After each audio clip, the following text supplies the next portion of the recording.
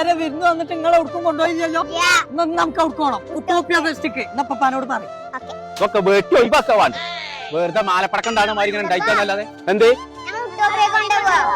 ഉപ്പിലിട്ടത് സാധനം ആരെങ്കിലും പറഞ്ഞയച്ചേ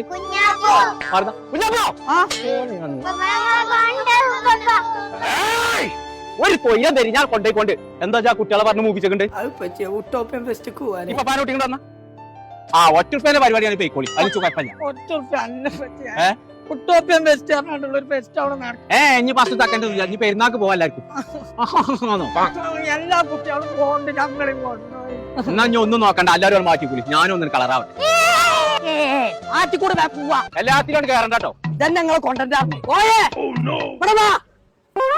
നല്ല രസമുണ്ട് വേമ കുഞ്ഞാപ്പ മര്യാദ ഇറങ്ങിക്കട്ടെ കോയ അവിടുന്ന് പാപ്പാനെ കയറി കോയെന്ന്